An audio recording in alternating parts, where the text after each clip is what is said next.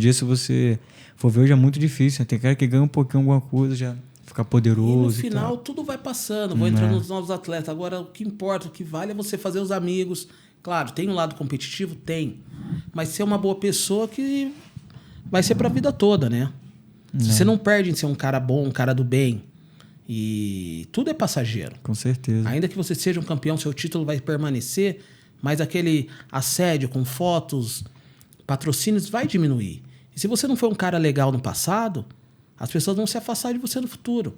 Porque uma coisa é você ser respeitado e ter um carinho, receber um carinho, às vezes a pessoa de ser tolerado. Enquanto você está ganhando, o pessoal te dá atenção. Depois, a partir do momento que você sai do cenário competitivo, entram novos atletas, essa pessoa acaba sendo isolada. Então, se você é uma boa pessoa, você vê hoje grandes atletas que as pessoas são aclamadas, a pessoa adora a pessoa por ser uma boa pessoa também. É porque fases e fases, né? Sim. Como você diz, e sempre foi assim o esporte, né? Dependente de qual seja, vai passar, vai vir a nova geração. E faz parte, né? E faz parte da evolução do processo, né? Faz parte. Assim como, eu vou dar um exemplo, um atleta que eu gosto muito dele, eu não vejo muito ele, tive a oportunidade de ver ele uma vez, mas quando eu era faixa azul, eu adorava de ver ele lutar, comprava a camisa do patrocinador dele, vitaminas e minerais na época, que é o Ricardo Arona. O Tigre, né? Pô, o Tigre lá, ele ficava lá em Itacoatiara, acompanhava, poxa, um exemplo, ele ia lutar a DCC, poxa, vamos assistir, o Arona vai lutar. Vou ser bem sério, eu tive a oportunidade de lutar a DCC, mas eu nem gostava tanto de sem kimono. Mas, pô, você viu as lendas lutando, o pessoal competindo. Te motivou, né? Motivou. Eu ganhei a seletiva em 2007. Caraca, depois fui uma legal. vez vice na seletiva. Em 2007, eu me lembro que foi o ano que o Verdun foi campeão.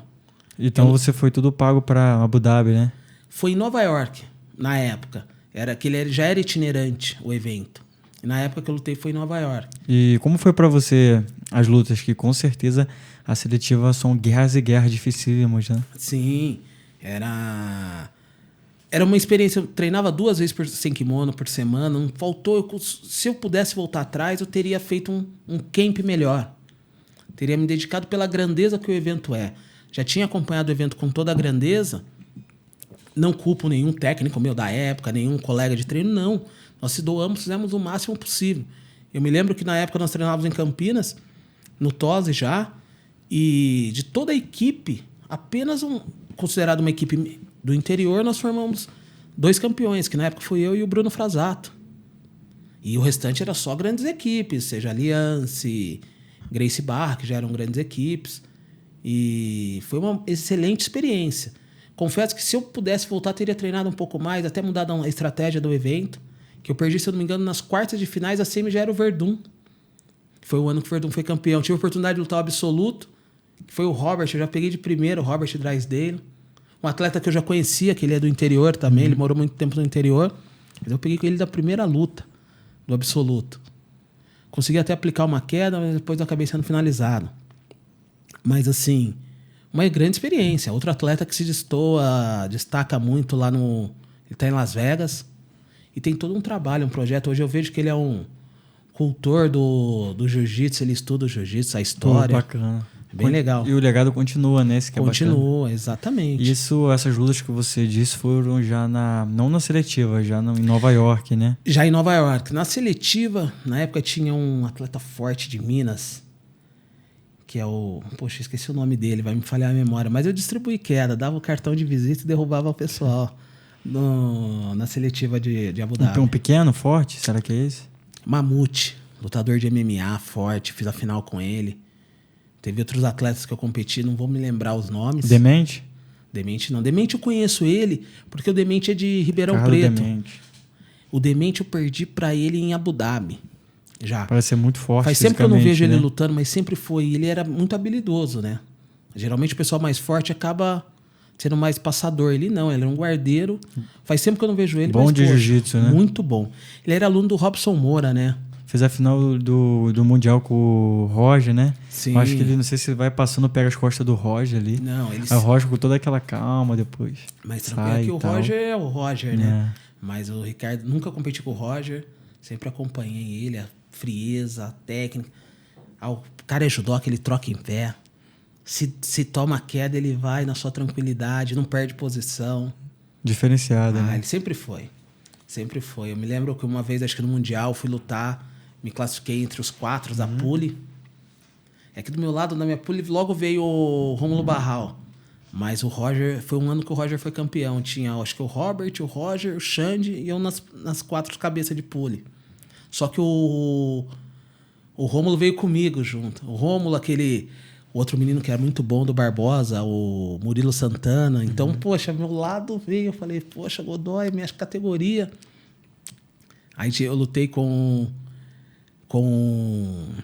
o Murilo, mas depois acabei perdendo pro Rômulo. Mas o Roger dispensa comentário, ele foi campeão nesse ano. Nesse ano, né? Foi. Você também acompanhou aí na época do tempo a nossa fera braba também, lenda, né? Do mesmo lugar que eu nasci lá, comunidade e referência aí no mundo todo, o Fernando Tererê. Tererê. Eu cheguei a visitar a academia do Tererê. Logo quando o Galvão mudou, eles eram TT.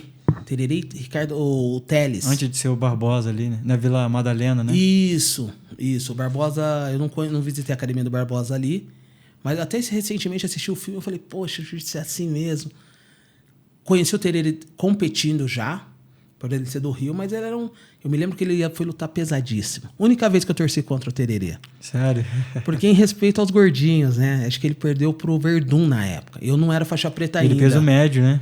Leve, e ele foi e falou, vou lutar com os gordinhos. Eu falei, pô, aí não, né, Tererê? Pô, eu gosto de você. Ele lutava muito com Marcelinho Garcia, tudo. A única vez que eu torci contra o Tererê foi quando ele foi desafiar os gordinhos. E mesmo assim foi pra final do Mundial com o Verdun. Foi pra final do Mundial. Muito a única sinistro, vez que eu bravo. falei, Verdun, faz as honras da casa, né? Aí que ficou marcada, emblemática aquela encarada, né? E dele Sim. do Verdun. E o legal é que ele lutava os absolutos, a galera fala que ele passava por baixo da perna dos caras. Ele colocava a cabeça embaixo e falava, pô, ele vai fazer isso com os pesos pesados, não. Ele fazia aquela ginha que ele tinha, né? Não. Tinha aquela rivalidade rincha com o pé de pano, né? Sim, pé de panela sempre foi um grande atleta também. E também o legal é que antigamente tinha muito aquelas rivalidades de torcidas, né? De um gritar contra o outro, as bandeiras e tal. Muito. Eu não participei muito disso porque, como falei, minha equipe era do interior, mas não tinha como não ver no Rio, Nova União, Gracie Barra, em São Paulo, tinha Godoy Macaco.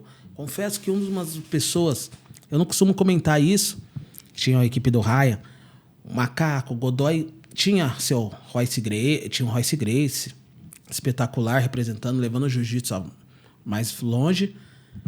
Mas próximo de nós, aqui do interior, tinha muito o quê? Ryan e Godoy Macaco. Não tinha como você não acompanhar essas histórias, essas rivalidades. Então, potencializou muito meu início no treinamento, no jiu-jitsu. Então, acompanhava muito essas rivalidades, mas as rivalidades sadias também, na parte de vencedores, de campeões. Então, para o Jiu-Jitsu de São Paulo, foram 2 escolas que divulgaram muita modalidade, que fizeram muitas pessoas começarem a treinar e praticar o jiu-jitsu. Foi, na época, referência, né? Sem dúvida. E Godoy e o Ryan. Formou muitos campeões, né? Que era a época do Godoy e Macaco. O Macaco também gostava de ver. Eu sou Godoy, Roberto, se estiver ouvindo daí, mestrão. Sangue bom pra caramba também. Eu sempre vejo ele assim nas competições. Eu conheci ele, era adolescente na época. Na luta que ele fez, já tinha escutado falar do Godoy, lógico, mas na luta que ele fez com o Theo Becker, lembra? Lembro. Lembra que ele deu um corretivo ali no Theo? Aí depois eu passei mais, segui ele e vi, eu falei, caramba, tem um jogo muito finalizador, sinistro, pra pegar, né, estrangulamento, muito bom de relógio. Sim. Isso que é legal, até hoje ele é bem atlético, né? Come bem, faz tudo certinho. Né? Isso, desde todo o contato que eu tive, ele sempre foi atlético, se preparando, focado. Não é à toa que hoje é essa longevidade que ele está, competindo em alto rendimento e fazendo muito sucesso lá fora, né? Ele está morando nos Estados Unidos, mas tanto ele quanto Jorge Patino, que davam um show também, né? Os dois.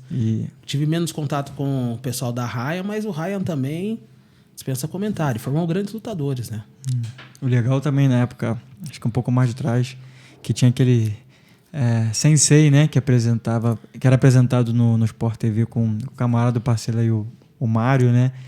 A galera também da Carson Gracie, do Valide, pô, muito legal o jiu-jitsu. Na época que o brasileiro também era na Gama Filho, depois na Ilha do Governador. Eu costumo dizer que nós ficávamos a sexta-feira esperando. Tinha o Sensei, mas antes disso, passando a guarda com o joinha. Isso. Poxa, ficava esperando. Poxa, é sexta-feira, será que ele vai ter o reprise? Quando eles visitavam as academias. Então, eu costumo dizer a origem. Claro, tem a origem mais lá atrás. Ainda vou falar da origem que me fez ter toda essa proximidade com o jiu-jitsu. Que fez parte do pessoal do Passando a Guarda, Sensei com o Mauro Filho, que hoje é um apresentador, vejo ele grande apresentador, interlocutor do esporte. Tá sempre trabalhando também no COFEPA, né? Com o FEPA ali, Paula Sack, poxa, são grandes comunicadores da nossa modalidade, Anaíssa, né? Então...